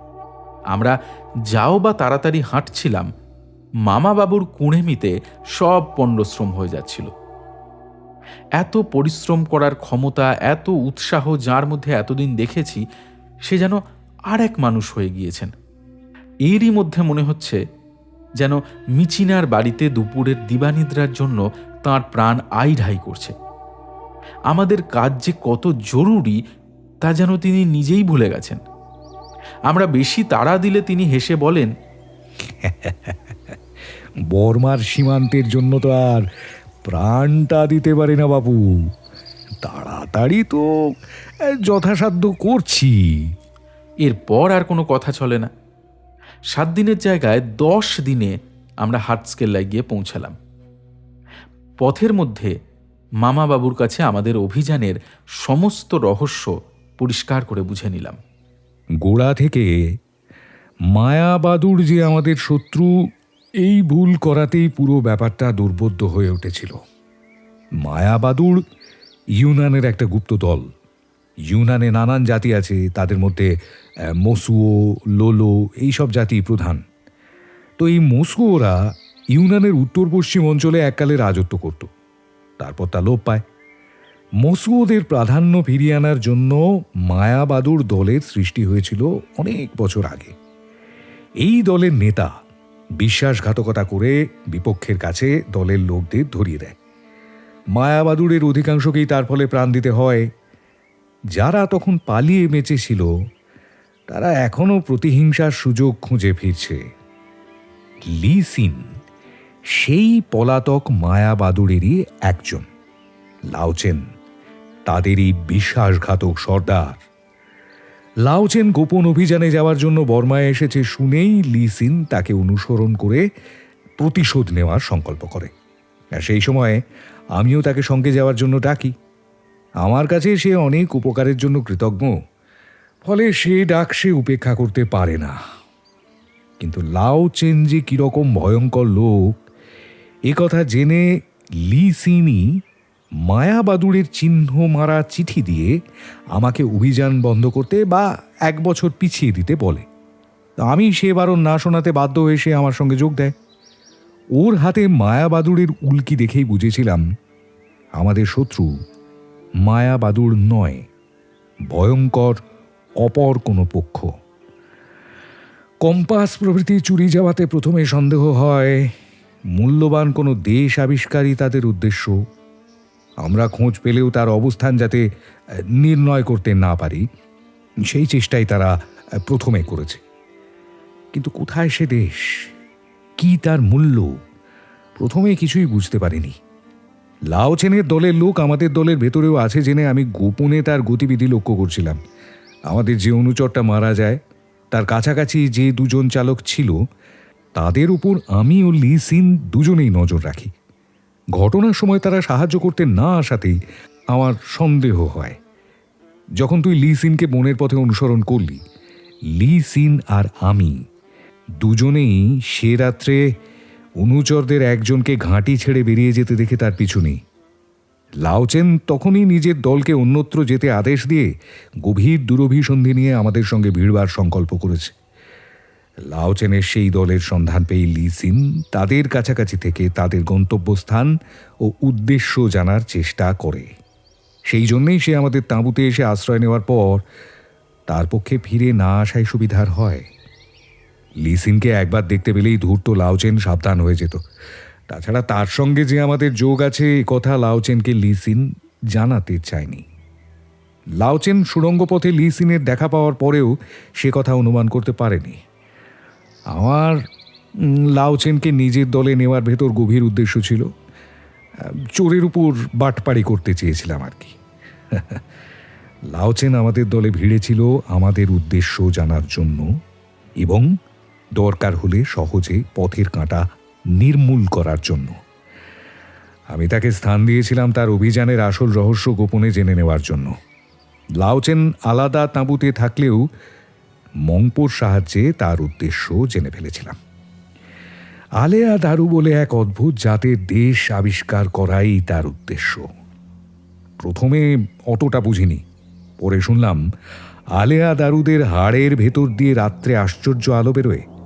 আর তখনই লাওচেনের অভিযানের আসল উদ্দেশ্যটা বুঝে তা ব্যর্থ করার সংকল্প নিলাম। কিছুদিন আগে আমেরিকার একটা আশ্চর্য ঘটনা খবরের কাগজে না পড়লে আলেয়া দারুদের ব্যাপারটা বুঝতাম না, বুঝলি। আমেরিকার সেই খবর থেকে সেখানকার একটা ঘড়ির কারখানার কয়েকজন কর্মচারীর আশ্চর্যভাবে মৃত্যুর কথা জানা যায়। সে রোগ আর কিছুই নয়, দেহের ভেতর রেডিয়ামের বিক্রিয়া। ঘড়ির কাঁটা ও ঘণ্টা যাতে অন্ধকারেও দেখতে পাওয়া যায় সেই জন্য রেডিয়াম মিশ্রিত একটা পদার্থ দিয়ে তাদের ঘড়ির ডায়ালে দাগ দিতে হতো। তো লেখবার কলম মুখের লালায় ভিজিয়ে তারা সে কাজ করত। এইভাবে সামান্য পরিমাণে রেডিয়াম তাদের উদরে গিয়ে রক্তে সঞ্চারিত হয়।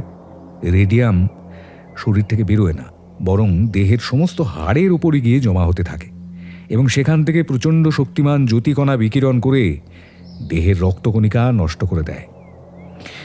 এই কর্মচারীদের দেহেও রেডিয়ামের ক্রিয়া এইভাবেই প্রকাশ পায়। রাত্রে অন্ধকারে তারা নিজেদের শরীরের ভেতর থেকে আলো বেরোতে দেখে চমকে ওঠে। তারপর ডাক্তারের পরীক্ষায় সমস্ত রহস্য প্রকাশ পায়। আলেয়া দারুদের দেশে কোনো না কোনো জলের উৎসে যে রেডিয়াম লবণের অস্বাভাবিক প্রাচুর্য আছে এবং তাদের শরীরের উজ্জ্বল আলো যে সেই রেডিয়াম লবণেরই পরিচয়, এ কথা বুঝে যাই। সে দেশে এই মূল্যবান ধাতুর অত্যন্ত সমৃদ্ধ খনি আবিষ্কারের সম্ভাবনা সম্বন্ধে নিশ্চিত হই। তারপরে বৌদ্ধ শ্রমণের বেশেই আমি মংপো আর লিসিন আলেয়া দারুদের দেশে সন্ধান করি, আর সেখানে তারপর তোকে দারুদের হাত থেকে উদ্ধার করি। পাহাড়ের সুড়ঙ্গ পথে যে আশ্চর্য জলের কুণ্ড দেখেছিলি, সেটাই রেডিয়ামের প্রধান উৎস। শুধু তার জলে যে রেডিয়াম লবণ প্রচুরভাবে মিশ্রিত আছে তাই নয়, তার গা দিয়ে রেডিয়ামের প্রধান আকর পিচ ব্লেন্ডের বড় বড় শিরা জলের তলায় নেমে গেছে। সেখানে লিসিনের সঙ্গে আমিও ছিলাম। লিসিন সেদিন তোকে ডাকার জন্যই পিছু নিয়েছিল, কিন্তু তুই তাকে ভুল বুঝেছিলি। এই ভুল বোঝার জন্য মামাবাবুর গোপন আস্তানায় লাউচেনকে নিয়ে গিয়ে আমি নিজেদের কি সর্বনাশ যে করেছিলাম ভাবলেই শিউরে উঠতে হয়। মামাবাবুর কাছে আমাদের অভিযানের সমস্ত রহস্য জেনে কিন্তু আমি হতাশই হলাম। এত কষ্টের পর মামাবাবুর আবিষ্কার এভাবে লাউচেন আত্মসাৎ করে নেবে ভেবে মাথার মধ্যে আগুন জ্বলে উঠল। মামাবাবুর অবশ্য এ বিষয়ে কোনো উদ্বেগই নেই। 7 দিনের জায়গায় 10 দিনে হার্টসকেল্লায় পৌঁছেও তার বিশেষ দুর্ভাবনা দেখতে পেলাম না। হার্টসকেল্লায় অবশ্য মামাবাবুর পরিচয় পাওয়ার পর আমাদের বেশ ভালো রকম খাতির হলো। বেতার যন্ত্রে বর্মা সরকারের বৈদেশিক মন্ত্রীকে খবর পাঠানোর কথা শুনে কেল্লার অধিনায়ক মেঁকে দাঁড়ালেন। এরকম অদ্ভুত অন্যায় বায়না তিনি কিছুতেই শুনতে পারেন না। বেশ, কিন্তু যদি এর ওপর বর্মা ও চীনের ভবিষ্যৎ নির্ভর করে তবুও না। আপনার কথার মানে বুঝতে পারছি না। মামাবাবু আধ ঘন্টা ধরে সমস্ত ব্যাপার বুঝিয়ে দেবার পর লেফটেন্যান্ট ব্লাইথ ভয়ঙ্কর রকম উত্তেজিত হয়ে উঠেছেন দেখা গেল। এর মানে যুদ্ধ, বুঝতে পারছেন মিস্টার রায়? ফাঁকি দিয়ে এভাবে নিজের সুবিধা মতো সীমান্ত নির্দেশ করে নিলে যুদ্ধ যে অবশ্যম্ভাবী। সেটাই তো রুখতে চাই। এরপর আর বেতারে খবর পাঠানো নিয়ে কোনো অসুবিধে হলো না। মামাবাবু সীমান্ত নির্দেশের মূল অফিসে বৈদেশিক মন্ত্রীর কাছে প্রশ্ন করে পাঠালেন ইউনানের সঙ্গে বর্মায় সীমান্ত নির্ণয় শেষ হয়ে গেছে কিনা। তখন আমরা সকলে সেখানে সমবেত হয়ে উদ্বিগ্ন চিত্তে উত্তরের প্রতীক্ষা করছি। উত্তর আসতে বিশেষ বিলম্ব হলো না। সে উত্তরে বুক কিন্তু একেবারেই দমে যাওয়ার কথা। বৈদেশিক মন্ত্রী জানিয়েছেন সীমান্ত নির্ণয়ের কাজ একেবারে সম্পূর্ণ। ইউনান সরকার শেষ মুহূর্তে সামান্য অদলবদল করার প্রস্তাব করে একটু গোল বাঁধিয়েছিলেন, তবে তাঁদের সেই অনুরোধও শেষ পর্যন্ত রাখা হয়েছে। বর্মা কিছুতেই এই ফাঁকি সহ্য করবে না। একটা যুদ্ধ আসন্ন, আমি আপনাকে জানাচ্ছি। না লেফটেন্যান্ট ব্লাইথ, যুদ্ধের আর দরকার হবে না। ফাঁকি বর্মায় পড়েনি। তার মানে? তার মানে আমার নোটবই শত্রুর হাতে পাছে যায়, এই ভয়ে আমি ল্যাটিচিউড লঙ্গিচিউডের ঠিক হিসাব তাতে টুকে রাখিনি। ইচ্ছে করেই কিছু ভুল রেখেছিলাম। ইউনান সেই ভুল হিসেব ধরেই সীমান্ত নির্ণয় করে নিজেরাই ঠকেছে।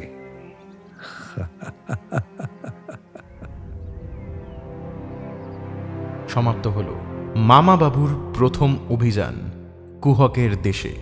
মামাবাবুর চরিত্রে ছিল শান্তম, কথকের চরিত্রে ছিল রণদীপ, লাউচেন এবং মংপোর চরিত্রে ছিলাম আমি অনুভব, লিসিনের চরিত্রে ছিল রক্তিম, মোড়লের চরিত্রে ছিল পার্থ এবং লেফটেন্যান্ট ব্লাইদের চরিত্রে ছিল অভিযান।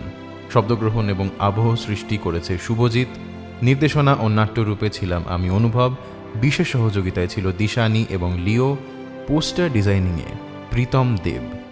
তাহলে কেমন লাগলো আমাদের আজকের গল্প জানাতে ভুলো না কিন্তু।